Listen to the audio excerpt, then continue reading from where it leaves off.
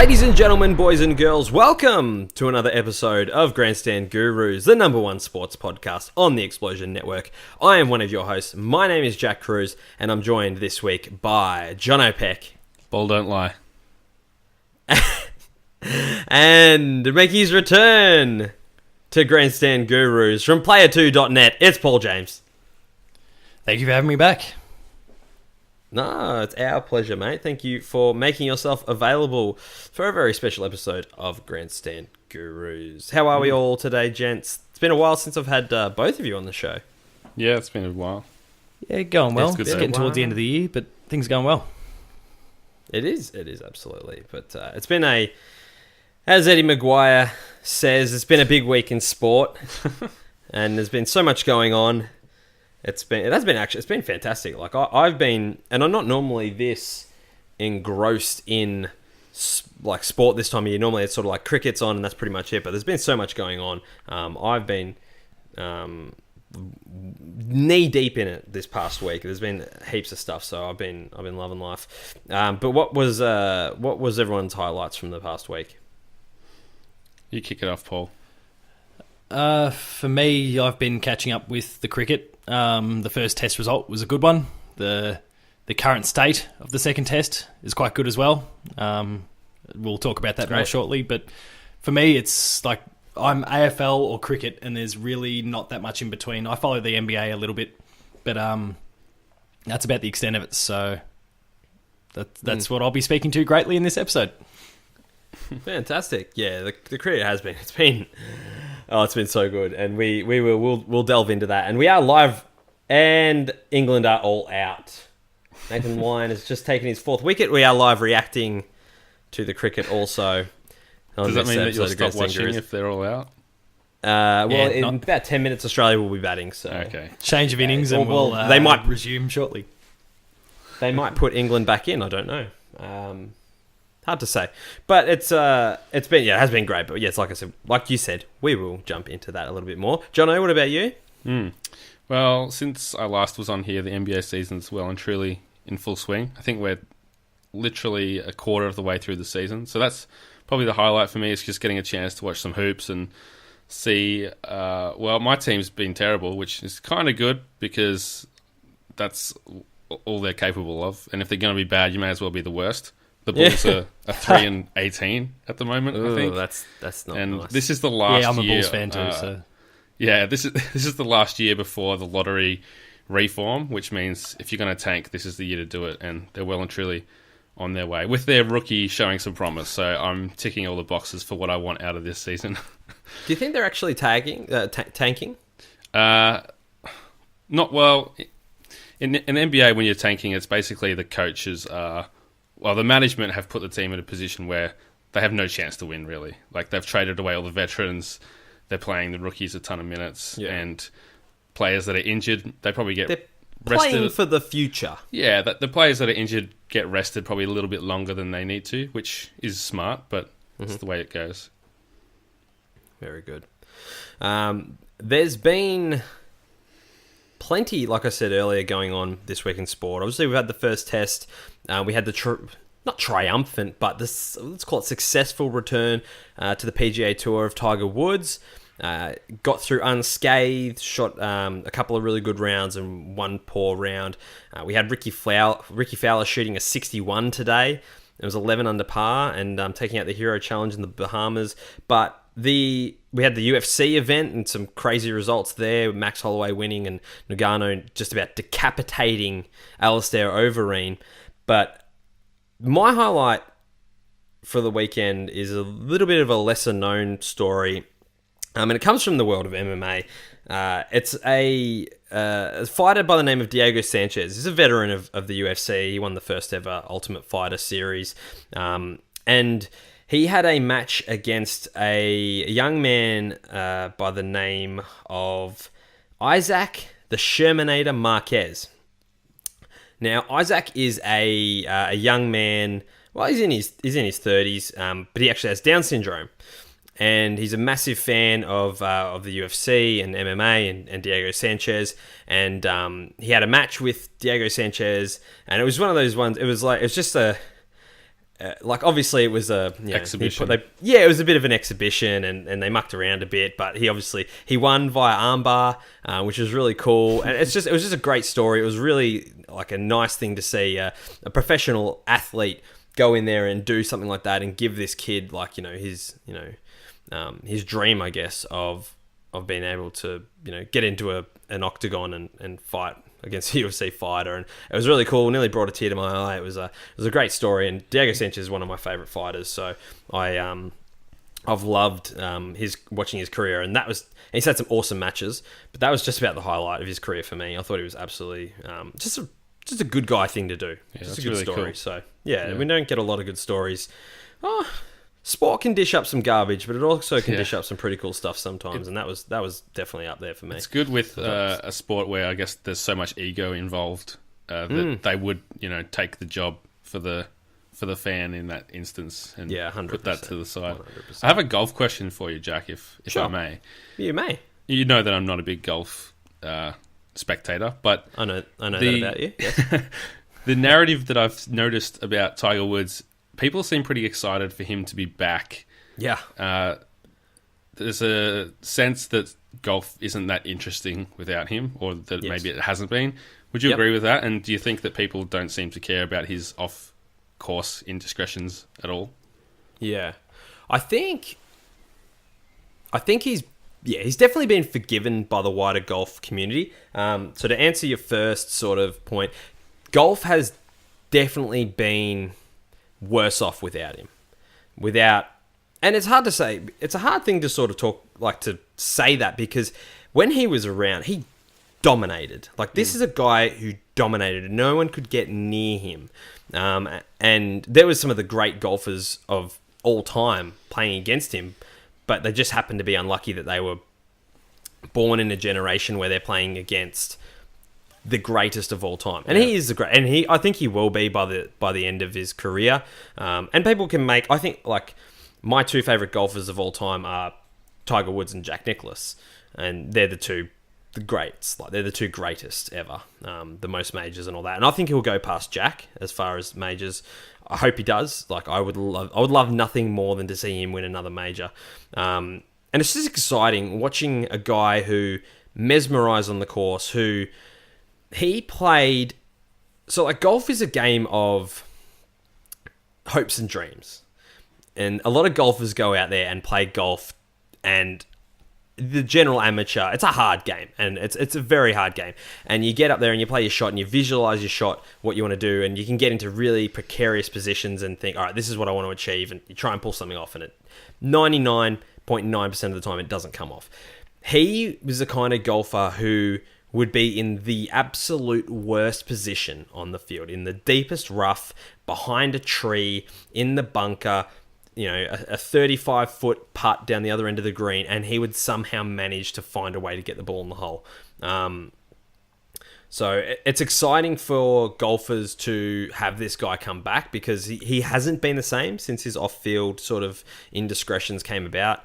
Is that mental, or is it this back injury that seems to have taken a toll? Yeah, look, I think initially it was mental.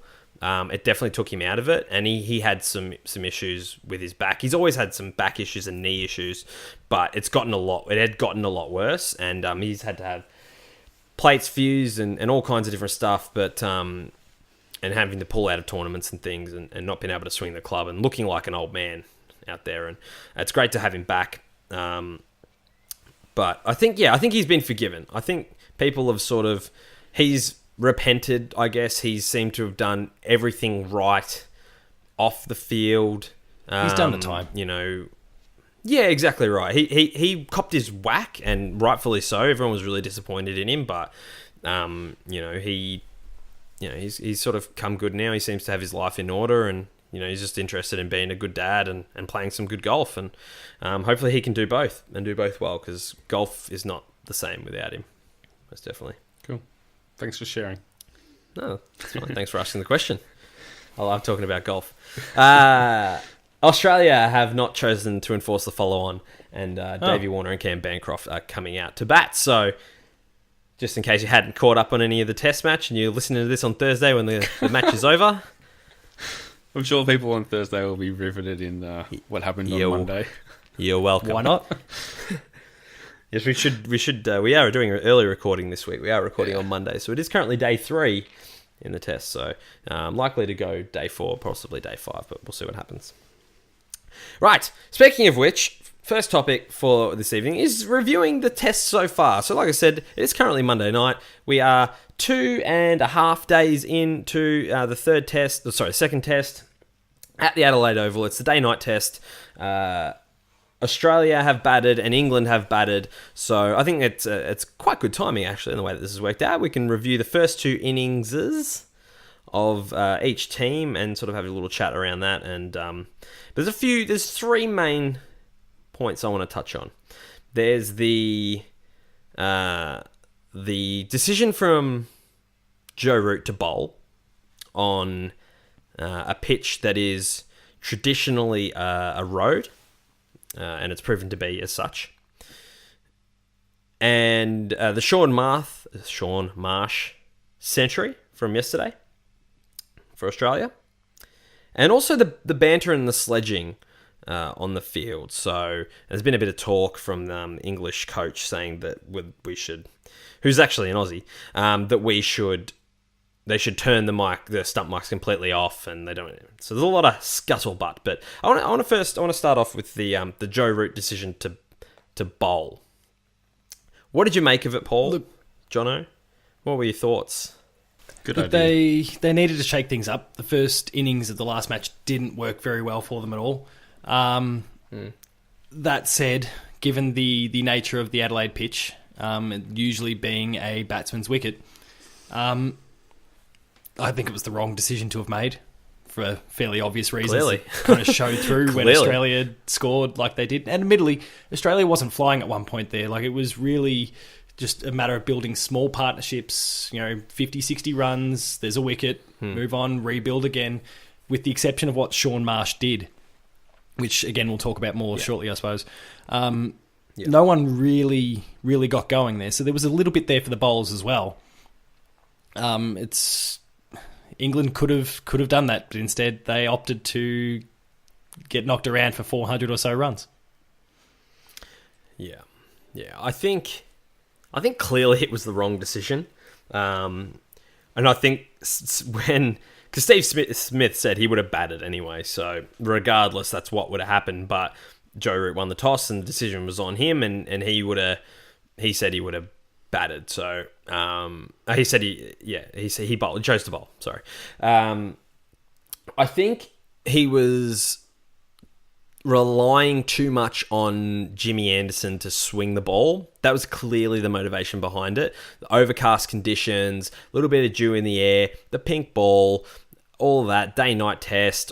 I feel like, and Jimmy Anderson he dismantled the West Indies with the pink ball. I think last year in last season cricket, and I feel like, and I spoke about it last week. I said that don't count out England. James Anderson with the pink ball could be the difference, but he clearly is off. He's not. He seems to have been struggling since he copped one in the shoulder in the last game. His body language has been absolutely horrendous this first couple of tests. He just looks like he's a miserable. Well, sort of hard to say. He looks like a miserable pom, but they all kind of look like miserable poms. Good. But he just hasn't got that same fire that he's always had, and Australia seemed to be getting seemed to get a hold of him quite early, and he seemed to struggle a bit. Stats wise, he's like, Australia is his troublesome place to be, and there's been a bit of talk that he just doesn't seem to work very well with the Kookaburra ball in his hand. He just doesn't agree with. He seems to struggle with it. But there's only so much you can attribute to the ball. Like you said, his attitude has been pretty poor, and maybe that is in sync with the fact that he's carrying maybe a small niggling injury. But like sometimes, and I think Sean Marsh kind of proved it, despite all criticisms that have been laid at his feet over the years. A bit of grit and determination, and you can kind of find your way towards some success. And he did with the bat, and there's no reason why Jimmy Anderson can't replicate that with the ball, but at the moment his head doesn't seem to be in it whatsoever. Yeah, no, I agree 100%. And I just didn't feel like they bowled well at all to start with. They seem to be bowling too short in this series.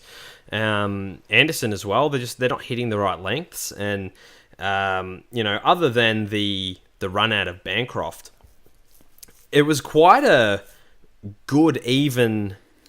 On day one, it was quite a really even good contribution from our top order. Obviously, the Bancroft run out was horrendous.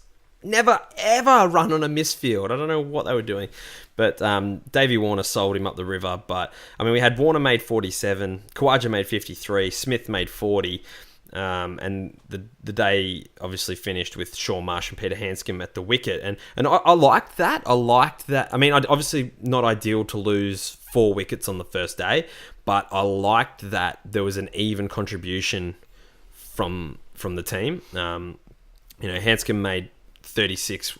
He was 36 at stumps, and Marsh I think was in the 20s. And normally we don't do that. We don't consolidate. We collapse. Like if we lose an early wicket, like we did with Bancroft, we generally have been over the last few years collapsing. You lose 3 and then you lose 4, and all of a sudden you're 4 for not many. And we're relying then on Steve Smith to hold up an end, which he didn't have to do, because by the time he came in, I think we was already...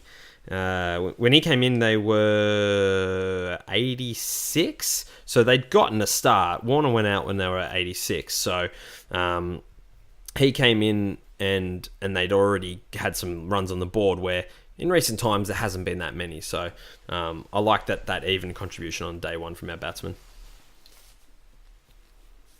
I think you've buried the lead here, Jack. I beg your pardon? I think you've buried the lead. What's that mean? It means that the lead of the story is buried beneath stuff that's not as important. And that's that Shane Warne pronounces Gallagher the same way as you. Gallagher. Yeah, he did. Yeah, there was a... I'm glad you brought that up. I wasn't expecting This is your vindication, Jack. So that's interesting you bring that up. That's quite funny. I didn't think you would do that. They were talking about Pat Cummins last night. They were talking about Pat Cummins, and they were talking about how he's an all-round good cricketer. He can bat, he can bowl, which he showed obviously with his contribution of 44 in the first innings. He bowls fantastically. He's an athlete in the field.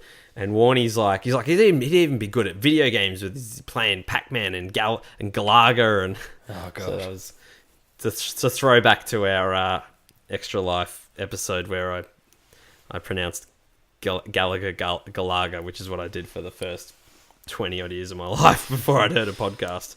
And you're not the first or the last person that will ever call Gallagher Galaga, so don't worry about it. Yeah, I know, right? It's quite an Aussie pronunciation. But maybe it's one of those things like Adidas and Sega, where we just butcher it over here. We don't. Yeah.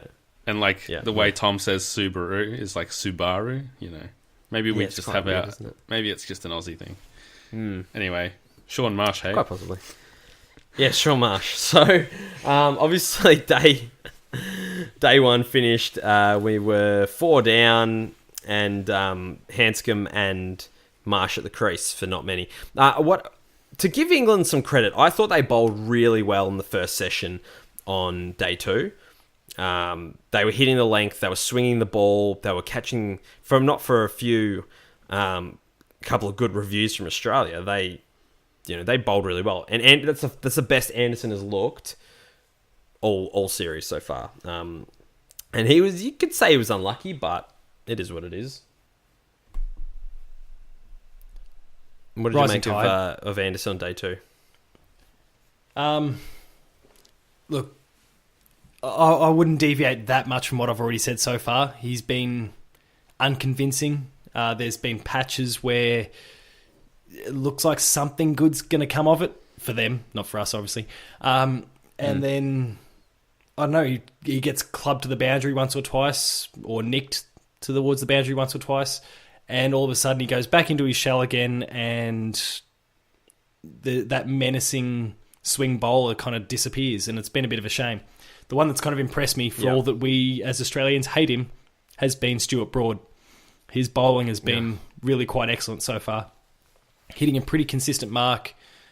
He's been a little bit unfortunate to have not jagged a few more wickets than he has, but he has been dangerous the entire time, and it's been good for them. He's a flog. As we're speaking, they've just reviewed a caught behind decision that was given not out against Davey Warner, and it looks as though he hasn't hit it. So too bad, so sad. He hit the ground, it looks like, with his bat. Ha. I know we're going to deviate. I know we're going to deviate to talk about Sean Marsh shortly, but my big concern, it's something that I've kind of had for several years about England, not about Australia here, about England, and they've kind of proven my point again this series with the bat. There is not an ounce of resilience in that team whatsoever. When the going gets tough, they don't have a Steve Smith, for example, that will just grind it out and just bunt the ball around, ones and twos, make them build an innings. They just collapse, and it's pretty consistent. Whether it's over there or over here, they just can't seem to pull it all together. And it's been a concern of mine over several series. Yeah, it was that was evident today. Obviously, they lost Stoneman yesterday to a great ball from Mitch Starc, but I felt that just like Alistair Cook doesn't look like the Alistair Cook that we know in that dig in, value your wicket kind of batsman that he's been over the years. And the thing about him today was he was playing at balls that he just didn't need to play at. And he gave up his wicket with a really poor shot against a ball that he should have been leaving alone. And then it just sort of seemed from there. I mean, obviously Root and Vince both went out pretty cheaply, but the guys were just trying to hang around and not push the pace and not play their natural games. Like David Milan, made 19 off 58. Moeen Ali made 25 off 57. Johnny Bairstow made 21 off 50. Like not going at super long, super fast run rate, strike rates, and just sort of trying to hang around and not really trying to play their natural game. And as a result of that, you're spot on. They just didn't have the fight in them like Sean Marsh has had, and like Steve Smith generally has. But obviously he only made the 40 in the first innings. It's tricky when you are against a team like Australia, where there's, the current team out there today, there's three really quick bowlers there that have three vastly differing approaches to how they want to get you out, but they're all equally intimidating. You've got to, and it doesn't matter whether it's England, Australia, or any other team around the world, you've got to do something when that bat is in your hand to put the bowls on the back foot. And if you're not prepared to do that, you're in for a world of hurt. And it doesn't need to be you smacking the ball to the boundary. Like, sure, that works. That does force a change of strategy. But if you're just noodling that thing around for ones and just constantly turning the strike, that does the job. A simple little bunt, drop and run, as high risk as it can be, that forces a bit of thought from the captain and the bowler in terms of how they plan to attack you. And at the moment, England are prepared to just each ball on its merits, which is a fairly solid strategy that we all learn as juniors. But until you're prepared to actually get on that front foot and not be aggressive to the point where you're playing that really high-risk game, but if you're just prepared to push that ball around and set the tempo yourself, that's when you'll change the momentum in a game. And at the moment, they're just not doing that. Yeah, I agree 100%. They're playing into Australia's hands with the bat in that they're allowing Australia to bowl their plans to them, and they're not, like you said, pushing the pace and noodling the ball around and rolling the strike over, and they're letting Australia pick them off and bowl to their plans. Cam Bancroft just went out for 5 runs, so that's not very good. Caught behind off Jamie Anderson, so we might have jinxed them. Yeah, they're bowling well to start, swinging the ball around a little bit. We should move on and talk about Sean Marsh, who What an innings. who made a really gutsy, fantastic 100. Selectors are clearly vindicated on this call. Everyone who's anyone had something to say about the Sean Marsh decision to be selected in the team. I made the point when he was selected that I didn't think it was a bad call, and I hoped he would do well. And I feel like the hate that Sean Marsh gets is sort of compounded a little bit from his brother. I feel like the fact that his brother has failed so badly at test level is sort of people just hear Marsh and they go, oh, the Marsh brothers, they're no good. Where Sean's a quality player. He had 4 test hundreds before yesterday. And, has been unlucky with injury more than anything. So I was really proud of him. I was really happy. Obviously, he made a really good 50 at a pivotal time in the first test. And yesterday, he played a Steve Smith innings. He did what England haven't been able to do, which was dig in. Runs, the runs weren't coming freely. We were going at about 2.5 run rate. He just pushed singles, played the shots that he was comfortable with, played the cover drive, played the cut shot, played square of the wicket. He was very happy to leave it. Yeah, and patient innings as well. Left the ball, didn't play unnecessary shots. So I thought he was he was enormous, and he's got an Ashes 100. So he'll remember that for his entire life. It was probably if not his best innings, one of his best innings that he's ever played. And it obviously was the cornerstone for that innings. Now, I don't know if we have much more to add on that, but I just wanted to hint on that, and it was just a good thing to shout out that vindicated, I think, himself and the selectors, and clearly a great call because they picked him on form and he's done very well. But just finally, I want to talk a little bit about the banter that's been going on and the sledging and whatnot, and the fact that England are quite prepared to and happy to come out and run down the Australian team and call us bullies and carry on and say that we don't do what it seems quite childish and immature and sooky, and imagine that from the Poms being sooks. The fact that they're coming out and they're complaining about the banter and the sledging, and then you get Stuart Broad yesterday have to give that send off, which I thought was unnecessarily aggressive towards Pete Hampskin, and it rightfully bit him in the backside because they spent the rest of the day out in the field. So I was going to get your thoughts on the banter. If you think it's going too far, if you think the Aussies are out of line, if you think the English should harden up, which I think is probably the general consensus. But I would say harden up. I would say harden up, and I would say that fiery, almost nasty, bullying sort of edge is what's ensuring that Australia is dominating the game here. I mean, to draw parallels to the AFL, and I do not like talking about this team at all, but Hawthorn, they got a reputation, and they for being kind of a bullying sort of team in the AFL for several years through the late, like that kind of 2008 through essentially 2013, 14 sort of window. And they intimidated teams. The Brisbane Lions did the same thing in the early 2000s. They get in their heads of the opposition, and it influences their performance. And all the stuff that's coming out of England, the complaints and whatnot, simply highlight the fact that it's working. I say suck it up, learn to live with it, regardless of the opposition, whether they're Australian, English, West Indian, I don't care.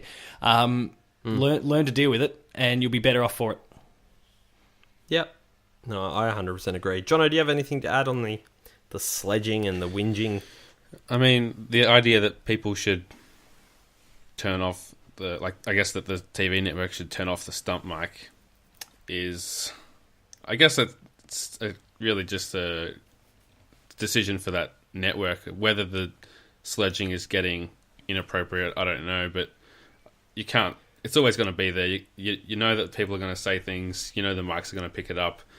You hear an F-bomb in pretty much every NBA game, especially when someone like Kevin Garnett or Carmelo Anthony's out on the floor. So it's just something that if you're listening for it, you'll hear it. And I think that it's part of the game, and that's not even including when they're going at each other. Those are the moments that you probably don't hear so much. It's more like just reacting to the play itself that gets picked up. But as Paul said, it can definitely be a factor, and especially in a sport where players have a lot of time in between play, as you do in cricket, as you do in the NBA, and even like sometimes you see it in tennis to an extent across the net. But yeah, I think that the best ones at it are the ones that can back it up and use it to their advantage. Yeah, no, I agree with that. It's all between the ears. The main point that the English coach made was that the Australian players are setting a bad example for the kids, and I felt like it's just a bit of a cop out. What have you heard them saying? Like, what have you noticed from all the matches you've been paying attention to? Honestly, I felt like the first test was really tame. I didn't feel like there was hardly any banter at all. There was a very mild sledging. There was a little bit of back and forth in regards to the Johnny Bairstow incident with the headbutt and all that, but that seemed to be all in good fun.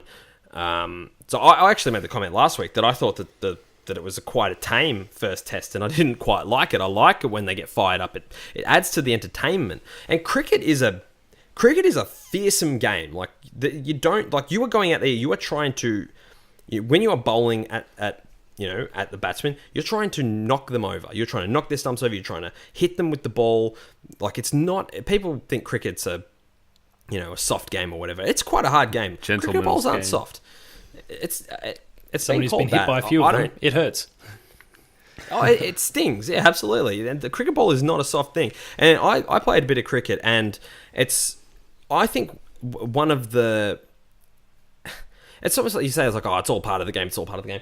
It actually is part of the game. Like, when you are the bowler, you are the fielding team, you're the wicketkeeper, and you're out there, you are trying to psychologically break, as well as with the ball, your opponent.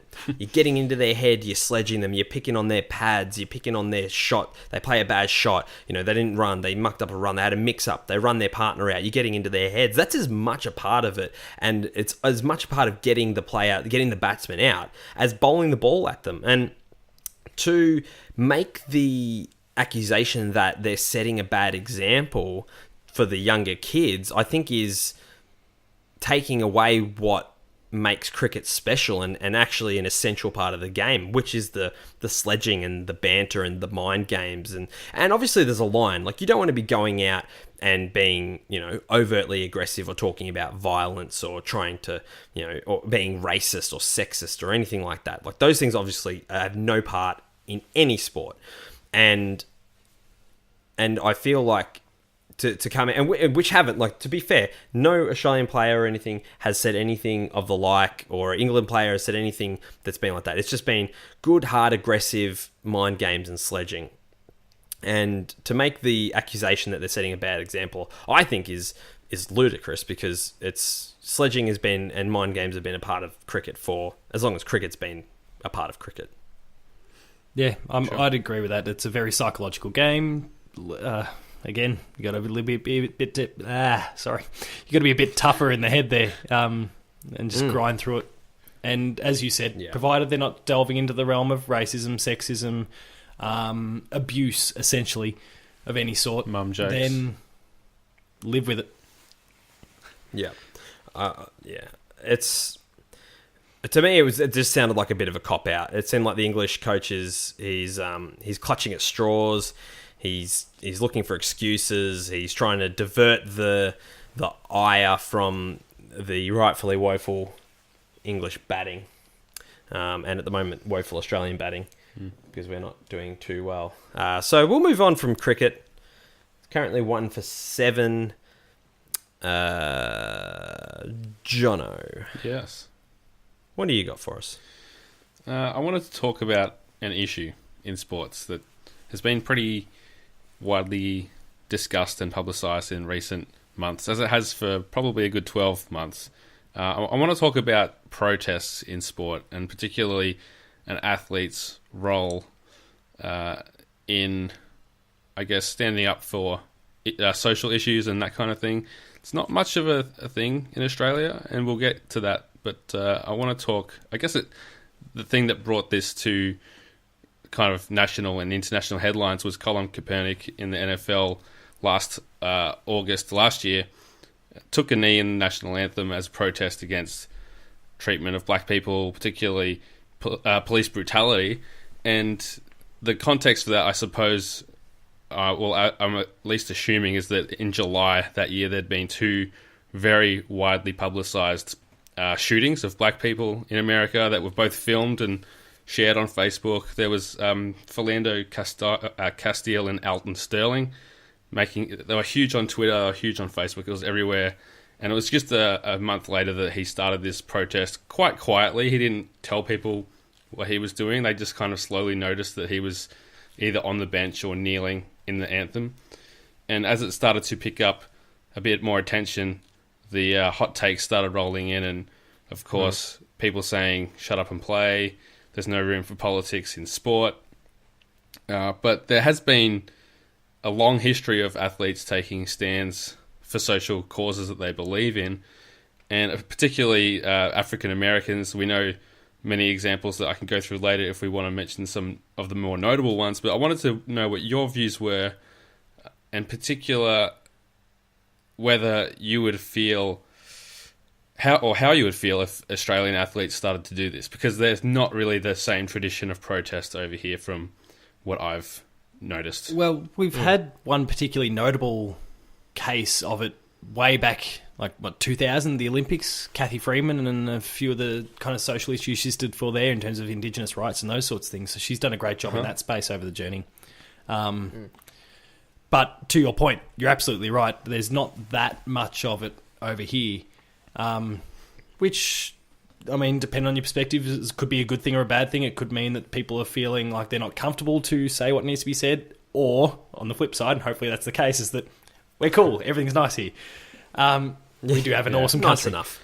But when it comes to what's happening over in the US, at the end of the day, these sports people, and it doesn't matter, I mean, you raised the point about politics shouldn't be in sport. Now, we immerse ourselves a little bit in video games, and we've heard the whole politics should remain out of art and video games as well argument. It's all a little bit much. But look, I think if you are a person, male, female, anything, whatever, with a position within society of influence, I think you're typically representing a group of people with a like-minded opinion, then you're more than entitled to stand up and say your piece. And if it turns out that your opinion conflicts with the masses, maybe even that group that initially supported you, maybe that'll be thrashed out in an appropriate way afterwards. I've got no problem with any sportsman, male, female, who wishes to make a statement, whether it's a statement on field or off it. I say good luck to them, and as long as, and I guess this is the tricky bit in a whole bunch, whether it's sport or games again, as long as there is respect shown through that process, then I say go for your life. Yeah. I find the whole argument about the shut up and play and keep politics out of sport and games, I find that completely ridiculous and ludicrous, to be perfectly honest, in that for one thing, especially over in America, it's literally their First Amendment. It's the first thing written in the Constitution is that free speech. All men are created equal, and free speech or whatever. It's the First Amendment, I believe. Is that right? Yeah. The right to free speech. I don't know. So, I mean, straight away, they're like, if you're telling these people that they can't do what they're doing, you're going against, your First Amendment, which obviously we know that Americans are quite stubborn about. That's probably the nicest way to put it. And it's a peaceful protest as well. Yeah. So if we can have Nazis over in America who are allowed to voice their opinions because of free speech, then surely Colin Kaepernick and these players and should be allowed to stage a peaceful protest to the national anthem because of a clearly an issue that is, you know, it's world news. It's not just a small thing that's happening, you know, over there. Like it's quite well publicized, and obviously the racial tension in America is at boiling point over the last few years with these police shootings and whatnot. But one of the great things about sport, other than it being obviously fun and entertaining and everything, is that it brings people together, but it also can be a conduit for change and doing good. And I find that, for instance, to give an example, people are always talking about the AFL and that, every round they've got it's gay round, or it's Indigenous round, or it's this round, it's that round, it's, you know, violence against women round. There is always a cause, and keep politics out of my sport. And I find that a really backwards type of sort of view of that kind of thing. And I love that the AFL uses their platform as a means to convey positive messages of equality, of peace, of good things. And I think that we should use things like sport that bring so many different people from so many different races and creeds and religions together as a way to open up views of different things like racism and, you know, sexism and homophobia and whatever the issue is. If you can use sport as a positive conduit to educate people or to, you know, just to raise awareness, then I think you should 100% do it. And I have no issue with these guys sitting or kneeling for the national anthem. It's obviously something they feel strongly about. If it was to happen here in Australia, I would hope that, and this is the other thing, these guys are like, it's not a small issue that these guys are kneeling about. This is quite a big thing that's been going on. But if it was to happen here in Australia, I would hope that it's done for a good reason. I would hope that you know, it would, because it's quite and a lot of people obviously take umbrage with the kneeling during the national anthem because of the, you know, armed services, and they see it as an insult against the armed services, the people who fight and die for their countries. And if you're going to do something like that, like kneeling during the national anthem, have a good reason for it. These guys certainly do. I would hope that if someone did in Australia, I would have no issue with it if it was a good reason that they believed strongly enough in. So what would you think would be the public reaction? Because, you know, as much as the circles that we might exist in, or the journalism articles that we're reading might praise these protests, there's a lot of football fans that are mad about these things taking attention away from the game. And, you know, ratings have dropped, and Donald Trump saying that the players should be fired or suspended for this stuff and that kind of thing. How do you think the Australian public would react if, say, both Indigenous and non-Indigenous players decided to kneel or turn their back away during the national anthem to protest something like the date of Australia Day or the treatment of refugees and asylum seekers and that kind of thing? Because I feel like in the States it's a well-established thing going all the way back to, like, Muhammad Ali not going to Vietnam War and all the way through to now. But isn't that same tradition over here? Players do seem to shut up and play a lot more. And it's not to say that there aren't social issues here. I just think it's not what we expect from our athletes.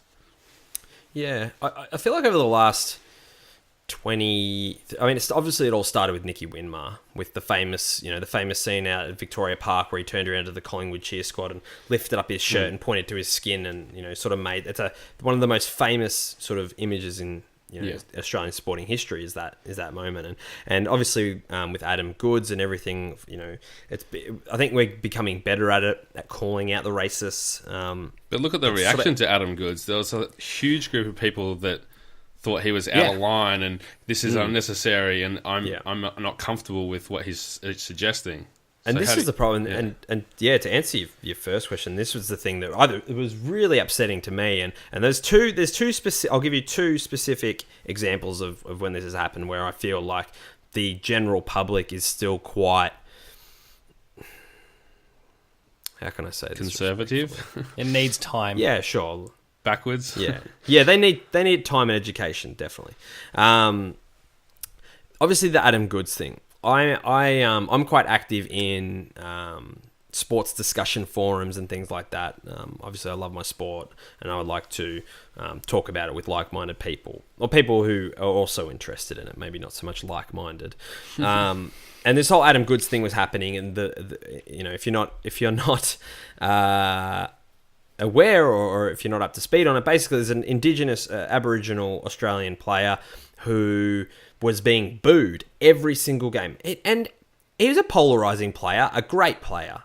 He won 2 Brownlows, which is, the MVP or the Daily M version of, the best player of the year. He was a great player, had been called out for being dirty and stuff like that. And all of a sudden he started to be booed. He'd been very vocal about, Australia Day, changing the date, and he'd called out.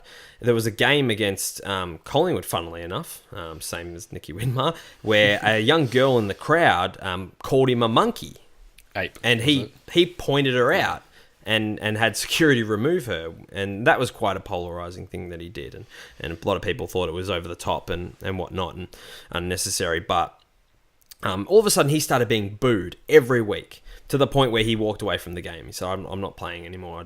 This is affecting me. This is affecting my family.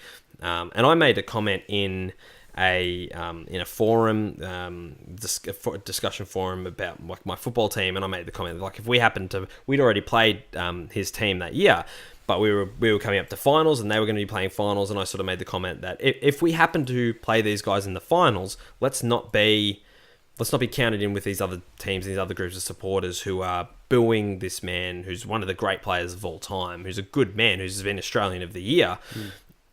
Let's not be counted in with these flogs who do this.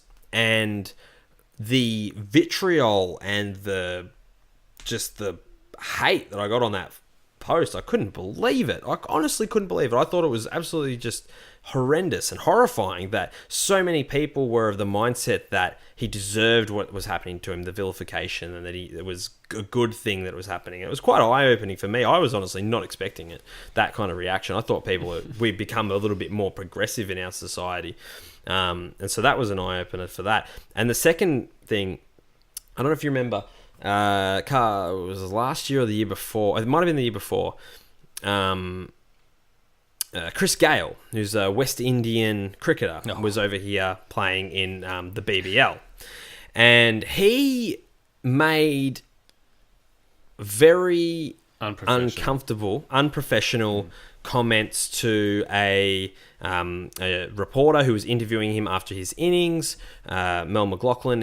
I can't remember exactly what he said, but he said, he's like, I just got out because, I wanted to come and speak to you and see your beautiful eyes and, why don't you give me a call and, don't blush, baby, and clearly made her quite uncomfortable. And I was like, watching it live, I was like, whoa, that was really, like, not cool. And I saw more people over the next week or so, because clearly everyone in television and news and the media who are sort of, majority of them are quite left slanting, obviously condemned this man, because what he did was clearly wrong. Whether or not you thought it was playful and fun, she was clearly uncomfortable with it. Yeah. So whether or not he meant nothing by it was just a joke, made her uncomfortable, therefore it's wrong. I saw more people over the next week offended that people might be offended by what he said than there was actual people who were offended. There were more people who were up in arms about how can we be so soft and it's all just a joke and get over it, you snowflakes, etc. and so on. Then I actually saw people being like, that was not cool what he did. So I think if that happened in Australia, I don't. It would be bad. It would not. The reaction from the general public would not be good. Say again? I think we're at the point where we'd still get a pretty similar sort of reaction.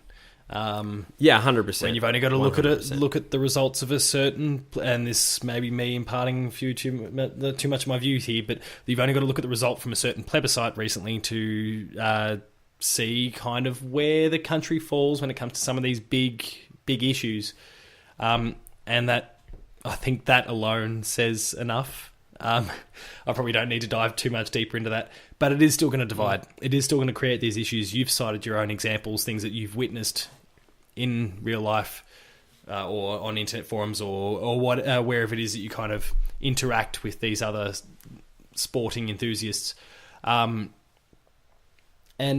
yeah, I think similar issues to what we've seen in the US will still generate the same sort of response out here, and it's a shame. But society across the board, be it in the US, here, or anywhere else around the world, it's getting there. But we just need a bit more time, I think. We're not quite there yet. Yeah. I'd like to see it happen a bit more over here. Yeah.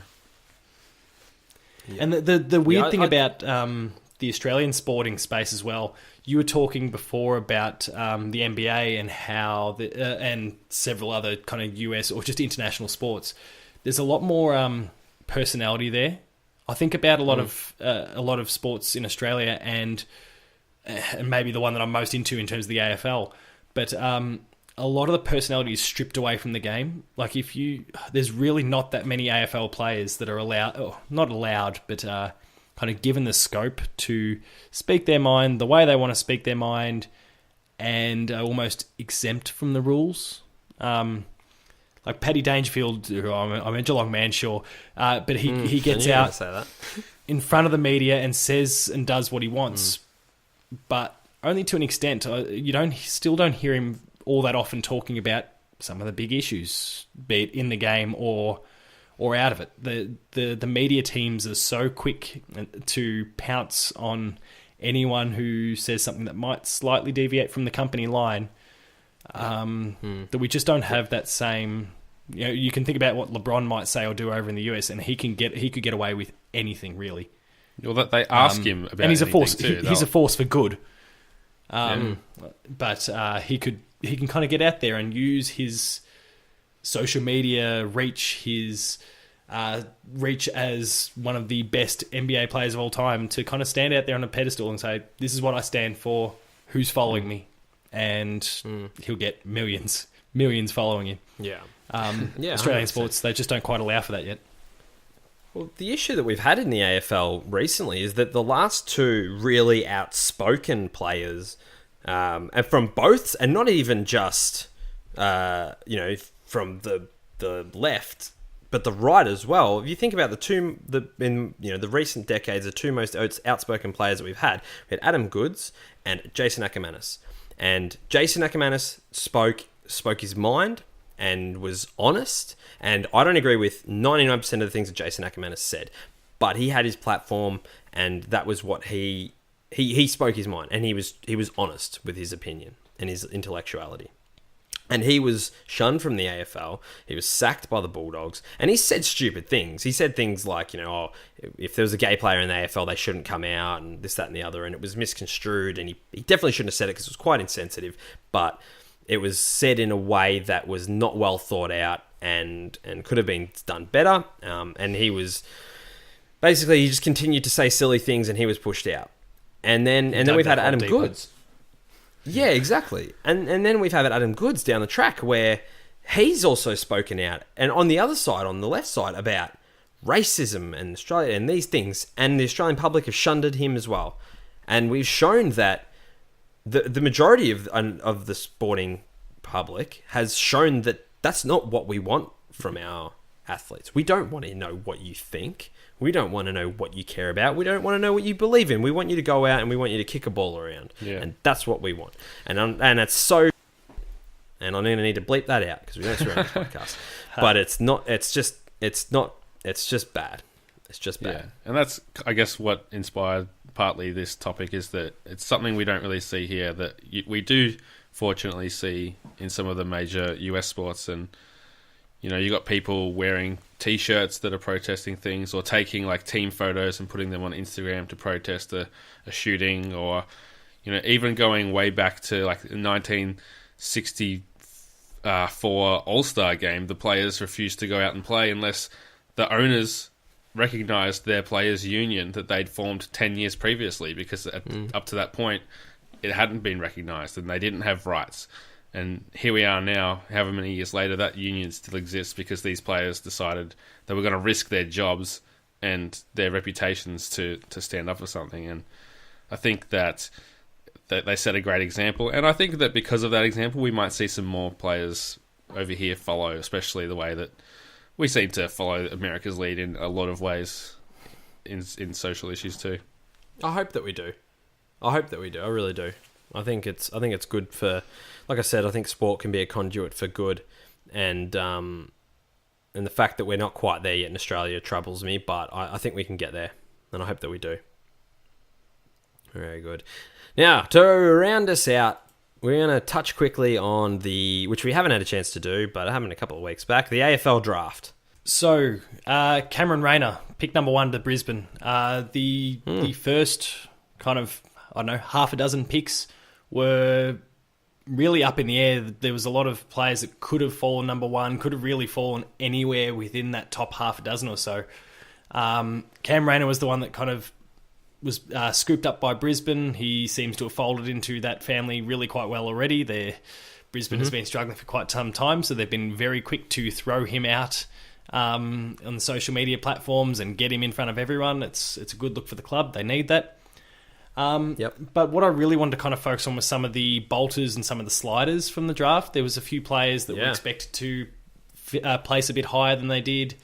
There were others that really shot up the list more so than most had expected. One that struck me during the draft, because I'd heard his name kind of bandied around a little bit beforehand, was Jack Higgins.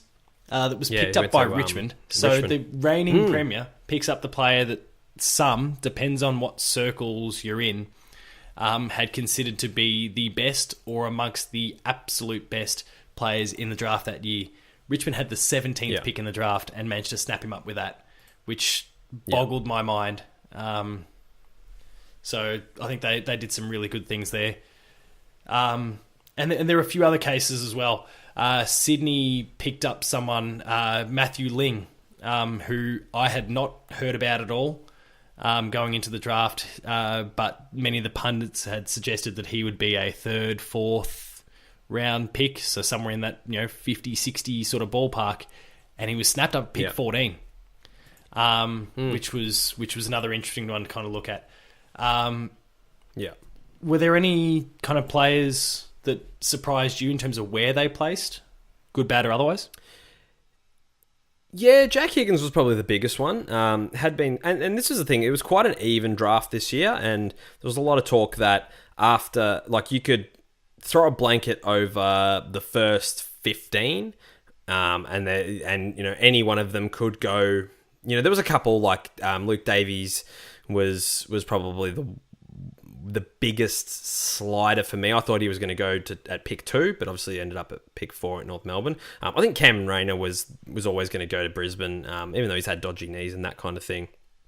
But Jack Higgins and Darcy Fogarty are probably the two sliders for me that I thought would go a lot earlier, and Ed Richards even, who ended up at the Doggies at pick 16. Those are probably the three who just slipped down a bit. Jack Higgins could turn out to be a star. Short, 178 centimetres, not super small, not Caleb Daniels small, but small enough that people are quite... That's the thing about early draft picks, is that they don't pick ruckman and they don't pick small forwards with early draft picks. You pick midfielders and you pick key backmen and you pick key forwards, but you don't pick ruckman and you don't pick small forwards. And I think that's probably why Jack Higgins slid so far. I reckon Richmond would have been doing backflips when he got down, when we didn't pick him up at pick... the Doggies didn't pick him up at pick 16 and he slid down to 17. They would have been stoked. And he could be a really good player. He fits into this amazing small forward line that they've already got. So for sure. He'll slot in there nicely. Ed Richards, obviously to the Dogs, could have been a top 10 pick. We thought that he would go pick 10, so we picked up Aaron Norton, who's from Peel Thunder, at pick 9, who's a key backman, and then we got Ed Richards at pick 16, which we thought that he was the next best player in the draft after that. So, but yeah, Fogarty is probably the other slider, who I thought he'd go. He's a Jake Stringer type player, bustling forward, 192 centimeters. Yeah, he was a big boy who'll slot straight into, Adelaide's forward line next year. I thought he'd go already top 10 very easy. potent forward line. Yeah, exactly right. So I think he's a steal for them. And being an Adelaide boy as well, you're probably going to be there for quite a while, considering the sort of the go-home factor of a lot of Melbourne players. But the other interesting one I thought was Jaden Stevenson was probably the other big story out of the draft, who ended up at Collingwood at pick 6. Yeah, there'd been a lot of concerns now over his heart. There'd been some concerns that he was going to have some issues there, but those were pretty quickly quashed. I've got a guy that I work with who's a recruiter for the Swan, or kind of a, what do you call them? Someone who kind of goes and...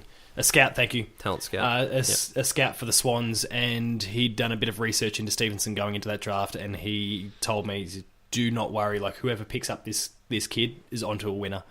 Those concerns, they won't be concerns once they're in the club. Yeah. So, yeah. Collingwood... In fact, Collingwood across the board had a very good draft and rookie draft. There's one player that they picked up in the rookie draft. In particular, his name is Flynn Appleby. This guy, if you speak to any of the tall forwards that got picked up in this draft and ask them who their toughest opponent was all year, they all say Flynn Appleby. They've managed to get him as an absolute steal. And he will be one to watch. And obviously they picked up some father-sons and all that sort of stuff as well, but Collingwood they nailed it in all areas, that draft. And I don't like saying that because we're talking about Collingwood. But they seem to do well. They did an incredible job in the draft this year. Yeah, definitely. I was happy. We only took the 3 players in the draft, and we took a couple of rookies as well. So we took Billy Gowers, who was on Carlton's list, had been playing VFL at Footscray. We took him in the rookie draft and redrafted Rock Smith. But I'm quite happy with, it seemed like we generally have a rule, and that's pick best available player at the Bulldogs. And we picked Aaron Norton at 9, who's a really good key back, very similar to Jake Levi. He's a bit bigger. Bit more, he'll slot straight into the team. Really good mark. Suspect kicking action, but I think he'll be all right. Ed Richards, who looks a straight swap for Bob Murphy. Really silky player off the half back line, left footer, good speed. So again, it seems like they more lean to. It's because of the shallowness of this year's draft. They went with. Best available player, but also seemed to fill some needs as well. So, and then down at pick 72, or I think it was, or 74, we took Callum Porter, who I thought was a big slider. And they said that it was quite even. The rest of the draft was quite even from, you could throw a blanket over the next 50 picks. But this is a kid who won 9 best and fairest as a junior, was the Gippsland Power captain, really good quality person, good skills as well, good contested ball player. So I'm surprised he made it that far down, but I'm quite content with that. Yeah, I guess in my own backyard, I'm really happy with how Geelong drafted. They drafted a lot of players who will fall into that team hopefully quite quickly. There was one in particular they brought over Tim Kelly from South Fremantle, so he was playing in the Waffle, and I think they're expecting him to step straight into the team. Given he's a mature age player, I think he's about 23 years old, if I recall. I think they're expecting him to transfer over very, very quickly.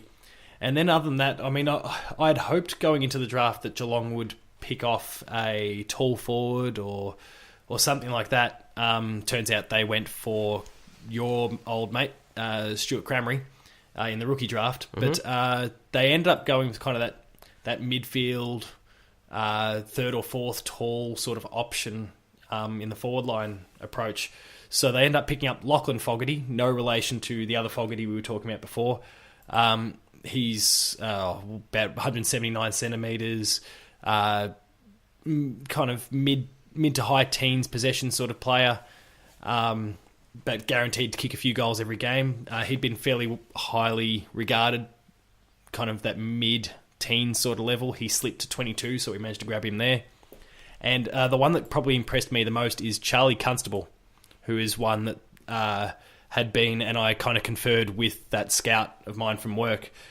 He personally had rated Constable in his top 10 from the draft, which, I mean, to your point before, you could throw a blanket over a number of players in that draft, but he'd considered to be in that top 10. He's the parallels that I'd heard from my friend at work, as well as several in the media side, they'd drawn parallels between Constable and Patrick Cripps from Carlton.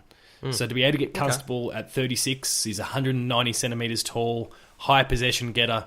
I'm really, really happy with that. He was one of the big sliders, and it really paid off. And then we picked up Brian Myers, who kicked 7 in the under-18s grand final, which is never a bad effort, but that opportunistic small forward, we'll see how it goes.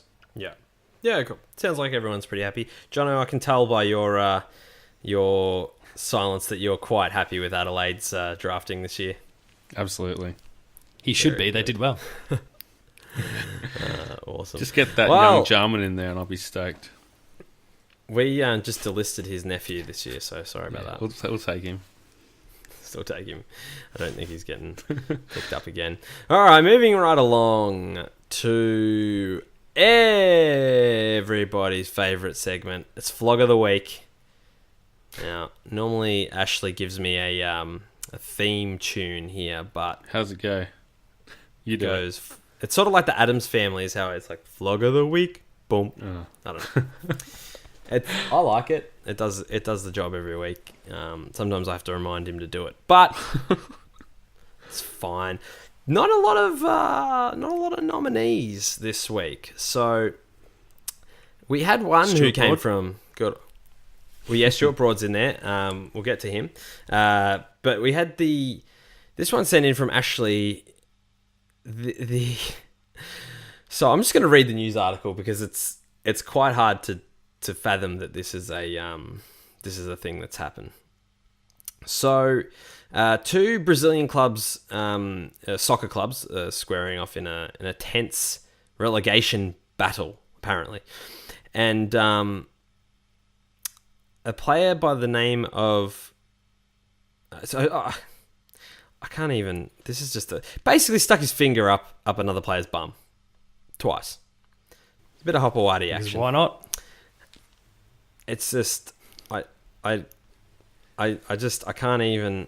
I don't even. It's twice, like not once, twice. Where are these players from? Brazil. Yeah, right. I was wondering if it might be a cultural thing.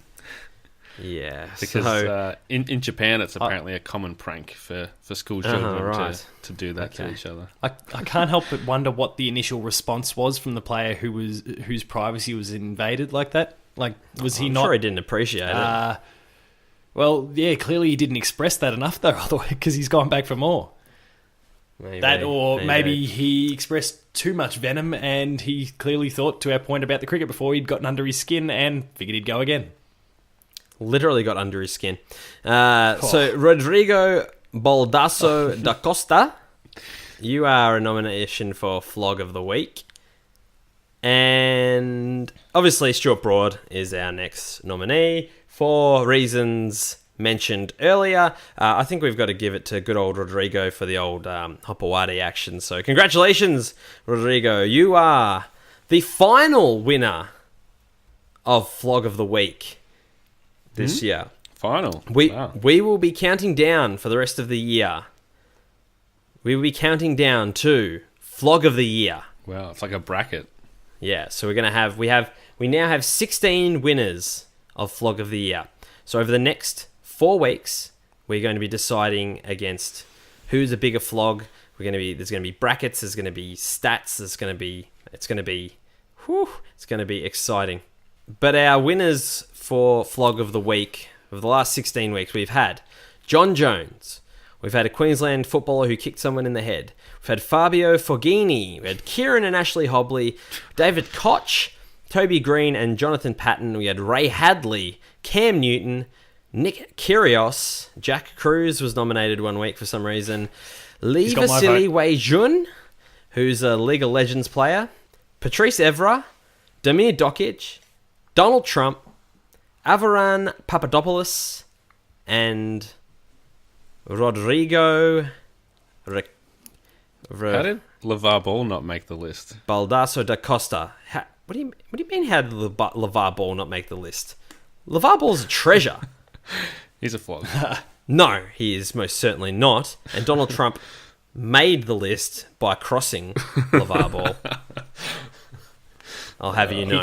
Donald Trump can make any list you want. It doesn't matter. So we will be counting down over the next 4 weeks down to Flog of the Year.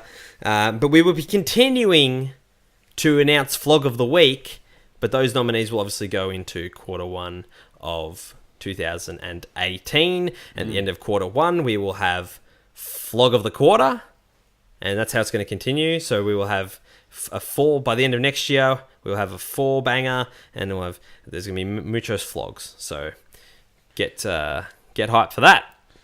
Now, gentlemen, what are we all looking forward to for the next week? More cricket. It's pretty much where I'm at with it. Yeah, I'll try to keep up with some basketball scores, but yeah, more cricket. Yeah, for the most I don't part, anticipate NBA games too much because there's so many. But I did notice that the Bulls are playing Cleveland tomorrow, so it might be interesting to see how my rookie Lauri Markkanen goes up against the King James. Should be interesting. I'm sure they'll get smashed, but we'll see how the boys stack up. Very good. But yeah, cricket for me, pretty self-explanatory. The rest of this test match. And then we've got a bit of time. We've got about a week until the third test at the Wacker. My apologies. But nevertheless. Well, ladies and gentlemen, boys and girls, thank you so much for joining us for another episode of Grandstand Gurus. This is a product of the Explosion Network. You can find all of our content over at www.explosionnetwork.com. You can follow us all on Twitter. Jono is at Jono himself. Paul is at Paul James P2. That's the letter P and the number 2. You can follow his website at player2au over on Twitter. You can follow me at Kruse_mate. You can follow the Explosion Network at Explosion Pod. And the newly formed Grandstand Gurus Twitter over at Grandstand Gurus. Once again, ladies and gentlemen, boys and girls, thank you so much for joining us. Remember, like, subscribe, share us with your friends and with your mother. Until next time, plat plat. Keep on Grandstand. Happy holidays and a happy new year from everyone at the Explosion Network. With December, of course, comes award season hype, and the Explosion Network is dropping a top 10 list every week until the end of the year. Stay tuned to explosionnetwork.com for our pick of the best games, movies, and more from 2017. Alderaan Explosion concludes December 15th, so make sure to catch the last 2 episodes as we count down to and then watch The Last Jedi. Swag announcement. T-shirts now available at designbyhumans.com/shop/Explosion Network. Grab a design with Bevan on it, or one with Plat Plat to rep the network. And of course, our weekly shows continue. Pleasure Explosions Monday, Platinum Explosion Tuesdays, Grandstand Gurus Thursdays, each at 12 PM Australian Eastern Daylight Time. Catch our live streams on twitch.tv/Explosion Network, and keep your targets locked on explosionnetwork.com for all of our explosive content.